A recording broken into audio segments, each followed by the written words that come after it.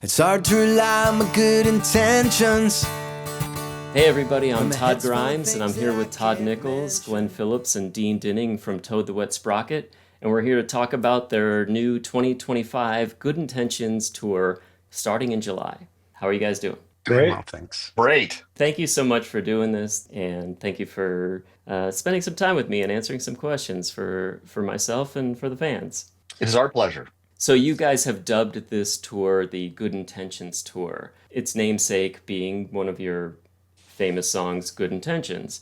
Is there a meaning within the band as to why you chose kind of that moniker for this tour, the Good Intentions Tour?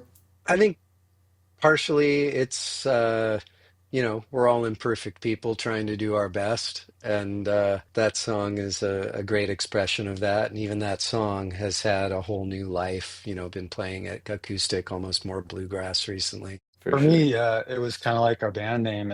It was the best option out of the options we had. We're trying to resist making every tour an anniversary tour, but when you've been doing this as long as we have, you have a lot of anniversaries. But it is kind of 30 years since Good Intentions came out. So without it being an anniversary tour, let's call it the Good Intentions tour. I like the sound of that. That's perfect. So on this tour, you guys have a lot of good shows with Sixpence None the Richer, Katie Tunstall, the Jayhawks, Vertical Horizon, whom you've toured with in the past. And my question was, and I think maybe some of the fans would be curious about this as well, is how do you approach other artists when it comes to, do you want to come on tour with us? Like, is it a phone call?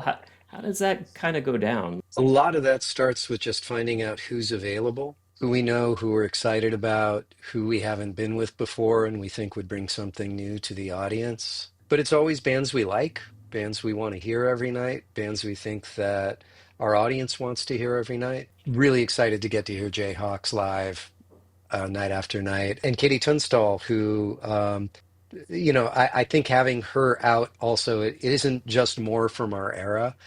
She's such a great singer, such a great songwriter, and it's just going to add so much to the shows. We kind of have a conversation about it, about how what some ideas are, and we've done a lot of touring where we've been with two or three bands, and it's been a bunch of guys. And I was excited to try to bring some female energy to the tour. And so Sixpence, they put out an EP a year or a couple of years ago that was very, electric guitar and had great songs. And I was just imagining what that would sound like live. And I thought that would just go great ahead of us. And, Katie Tunstall was just kind of a happy, lucky thing that she was available and we got to have her on there. So we've really got a nice mix of people on the shows. But having that female energy I thought was important, and I'm really excited to have it out there. So on this tour, you have the same tour manager, John Edmond. And Sound Man. Yeah, and Yep, he runs all the sound. And with you on the road is going to be Carl on drums. correct. And you have Yep. a new person on keys and mandolin, etc. Yeah, I think Jonathan, our last guy, is kind of retiring from the road. So we went looking for another person, and Carl's been a great contact for that because he's really in that world of musicians in Los Angeles. And we were able to find a great guy named Matt Pinn, and he plays all of the things that Jonathan did with some additions in there. He plays. We're going to have some pedal steel for the first time on the road, and we're also going to have the mandolin, and we're going to have. And he plays keys and lap steel and all that kind of thing.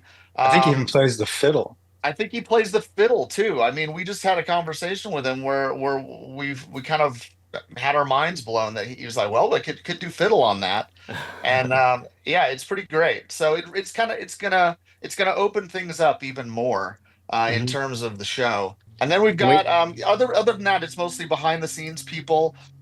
We have a new those Bare Naked Ladies guys. They seem nice, but they're really, really not.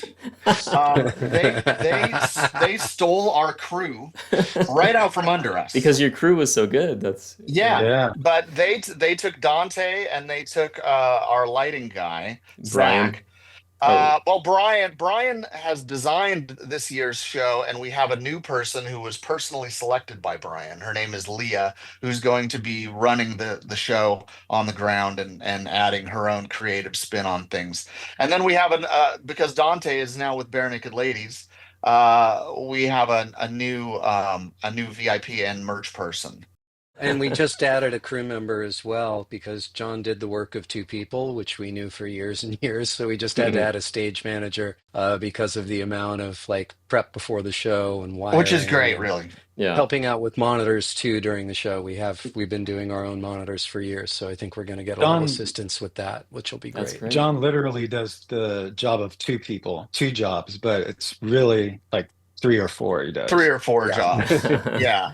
And we So just hence can't the be, new guy. we can't be running him ragged.